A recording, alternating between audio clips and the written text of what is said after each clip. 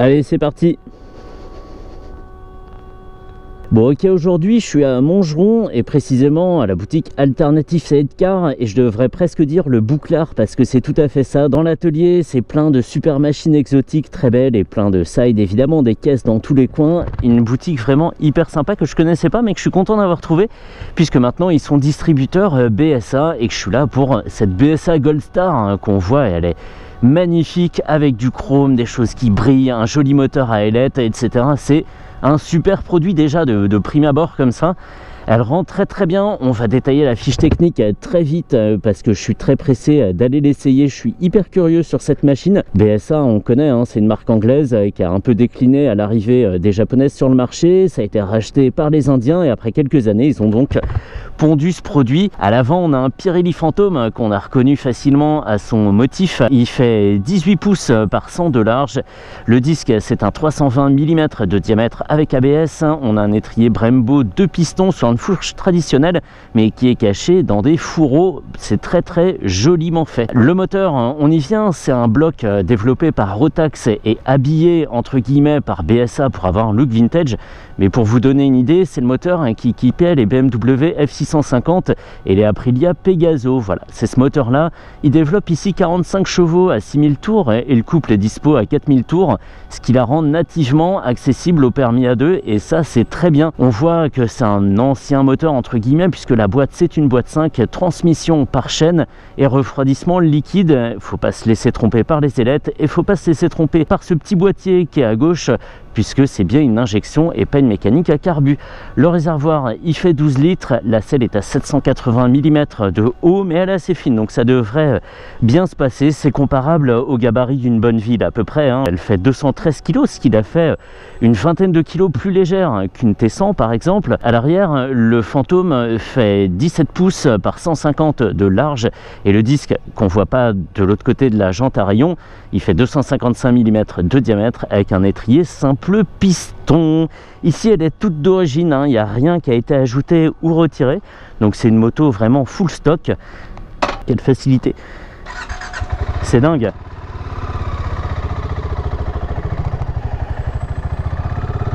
Nickel, trop facile.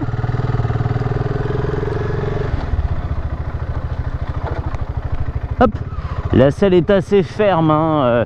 Elle est très plate, sans bourrelet. Le revêtement est dur et la mousse est compacte.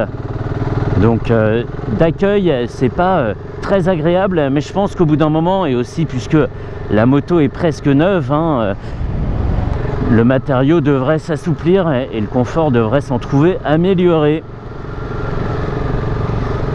On a un guidon assez étroit, hein, qui incite un peu à s'amuser, qui met en confiance, surtout dans un univers urbain comme celui-ci. Et c'est une moto qu'on prend en main comme ça, un peu comme si on l'avait conduite depuis toujours. Il n'y a que là, et c'est pour ça que j'aime bien avoir la réaction dès que je monte sur les machines. Il n'y a que la pédale de frein qui est un petit peu dure à trouver, le levier est un petit peu long. Et du coup, ça fait qu'on tâtonne un petit peu au début, mais sinon de prise en main, c'est parfait, tout tombe parfaitement sous la main. Je sais absolument pas où je vais, hein. Je suis perdu, c'est pas mon coin, je connais la ville évidemment, mais ça va être un peu de la découverte. J'avais peur d'avoir un étagement de boîte un peu à l'ancienne, 5 vitesses, de pas trouver le bon rapport au bon moment, mais en fait elle est très naturelle cette boîte, puisque le moteur cube 650 cm3 et développe 45 chevaux. Finalement ça lui va très bien cette boîte 5. On verra un petit peu plus loin sur la voie express si on n'est pas un peu court en allonge. Et alors je vais parler tout de suite de l'instrumentation parce qu'elle est purement dans le ton vintage qu'on a voulu donner à la moto. C'est des affichages un peu type chrono, je me souviens jamais du nom de ce fabricant de compteurs, mais c'est des toutes petites polices de caractère très fines, des aiguilles très fines et qui tournent à l'envers. Elles partent du haut, alors elles tournent à l'envers, oui et non, mais elles partent du haut, donc on a le 0 tout en haut à droite, 200 tout en haut à gauche, et à droite on a un compte-tours qui va jusqu'à 10 000 tours et pareil qui s'anime comme ça, hop, en faisant un tour par le bas. Sur ce contour, on a intégré une jauge à essence qui est très précise dans son découpage. On a au moins 8 segments, donc on sait combien il nous reste d'essence sur les 12 litres du réservoir. Et à gauche, on a un totaliseur intégré tout en haut du compteur, qui d'ailleurs est gradué en miles également. Et à l'avant, dans le phare, ça aussi, ça fait très moto rétro, ça fait un peu dans l'esprit des BMW notamment. On a tous les autres voyants, le voyant neutre, l'indicateur de béquille, la température quand elle est trop élevée, le voyant de plein phare qu'on voit apparaître ici en bleu puisque j'ai activé la commande. C'est hyper rétro, vraiment sans verser dans le too much. On a ce qu'il faut et tout ce qui est moderne a été intégré très discrètement. C'est super bien fait. Et chapeau aux personnes qui ont dessiné les Komodo, parce qu'ils sont aussi très jolis. Ils font pas de cheap, ils font pas anachronique, ils sont vraiment exactement comme il faut. Et alors je peux défiler les infos du petit compteur de gauche avec un bouton information qui malheureusement est sur le Komodo de droite. Donc un totaliseur, un trip A, un trip B. Voilà. On a vraiment le minimum, pas de conso instantané, pas ce genre d'infos, pas superflu, mais ici on n'est pas là pour ça, on n'est pas là pour avoir l'œil sur le compteur, on est clairement ici pour prendre du bon temps. Et je crois que je me suis même pas perdu, je crois que c'est là que je vais trouver un rond-point. Ouais, il me semble, oui. Non, parce que là on est en 91, on est complètement sorti du 94, même s'il est pas loin, le Val-de-Marne. Et même si je connais un peu, je suis quand même pas hyper serein, donc c'est pour ça que des fois j'entrecoupe mon discours, parce que j'ai des hésitations. Allez, on y va. Les Pirelli Fantôme, c'est des bonnes gommes, surtout sur le sec. Sur le mouillé, ils peuvent être un petit peu surprenants.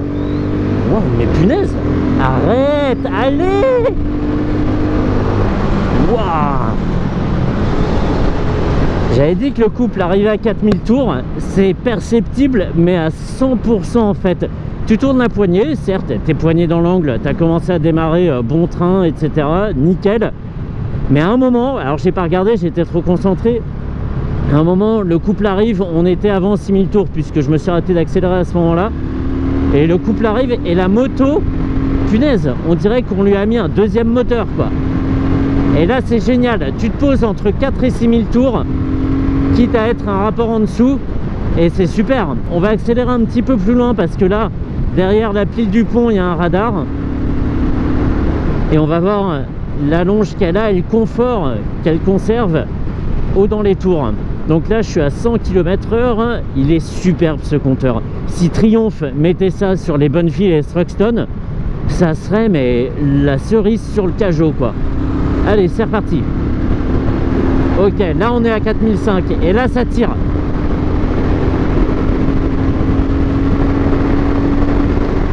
On va se stabiliser ici. On a des vibrations dans les pieds mais qui sont pas insupportables, on les sent, c'est vrai. Les rétros deviennent un petit peu flous, mais sinon rien pour le postérieur du conducteur, c'est bien filtré par la selle et l'amortissement est bon, même à des rythmes soutenus, la moto se désunit pas. Le cadre, c'est un nouveau cadre aussi, il n'a pas été ressorti d'une étagère et on a vraiment un guidage facile. La moto va facilement d'un cap à l'autre, on n'a pas à la sortir comme ça de sa trajectoire. Et quand on veut, on repart. Là, j'étais posé à 5000 tours. Ok. Le principal ici, c'est pas vraiment la vitesse de pointe, c'est combien on a de ressources quand on est à 130 sur autoroute pour dépasser, par exemple. Est-ce qu'on est coincé et on devra se mettre en position aérodynamique pour grappiller quelques km/h ou pas? Là en fait pas du tout, on peut être posé à 130, des bouchons, tiens, c'est intéressant. On peut être posé à 130 et avoir encore des ressources parce qu'on est très bas dans le régime, on est aux alentours de 5000, 6000 tours. Lui il n'avait pas à 130, c'est sûr. Et avoir quand même de quoi réaccélérer, redoubler. La vitesse de pointe, d'après moi, si mes calculs sont exacts, quand ce petit bolide atteindra 88 mètres... Attends, non, c'est pas ça. Si mes calculs sont exacts, une projection assez simple, Je pense que elle peut atteindre 150 ou 160 km/h, peut-être un petit peu plus. On m'aurait pas dit que c'était un moteur de 45 chevaux. J'aurais pas pu dire ça en fait de ressenti comme ça au moins 60 ou 65. C'est un très bon mix entre l'arrivée du couple et la puissance qui prend le relais 2000 tours après. C'est très bien calibré tout ça. Et ça se faufile, hein. Alors oui, je vais un petit peu vite. Alors ce que j'aime pas, je m'y suis toujours pas fait, c'est que sur la pédale de frein à gauche, il y a une sorte de garde-fou pour chaussures, une petite patte en métal comme ça. J'ai tendance à appuyer dessus plus que sur la partie plate écrantée de la pédale. Bref, on s'y fait sûrement, hein. Hop, ok, nickel, même en faux filage, c'est top. Et tout ça dans un bruit d'origine, hein. C'est toujours possible de retirer la chicane, mais le bruit d'origine est très sympa, c'est pas exagéré. Tout est parfaitement mesuré en fait sur cette moto. On a 45 chevaux pour 213 kg. C'est bien, ça aurait pu être mieux, mais sur une moto avec autant d'accastillage, c'est difficile quand même, hein, faut pas l'oublier. La puissance et le couple sont bien distribués, je le disais. Pardon, je t'ai fait un sale coup là mon gars. Alors c'est pas proportionnel qu'il faudrait dire, mais tout est bien calibré, hein, c'est ça, hein. On a une jolie moto avec des bonnes performances. Tout va bien, j'ai rien à dire sur la présentation. On a un guidon qui est vraiment chromé, c'est pas de la peinture. Les pontets, on n'a pas voulu en faire trop non plus. C'est... rien à dire. Ça me rappelle des souvenirs cet endroit. Je peux pas dire, mais c'était assez drôle. Bref.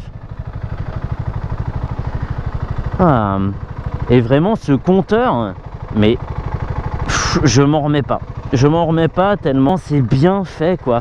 Et le prix, j'ai pas parlé du prix, 7400 €, 7400 €, c'est dingue. Je sais pas combien il a Bonneville, peut-être à 9000, 10 000 €, un truc comme ça, mais fou.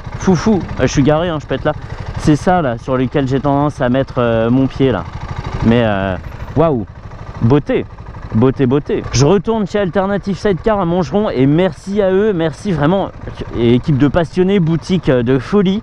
C'est top, ils font aussi de l'entretien courant, hein. C'est pas seulement une boutique de sidecar, mais ils sont spécialisés là-dedans, donc autant aller les voir. Excellent, je suis trop content.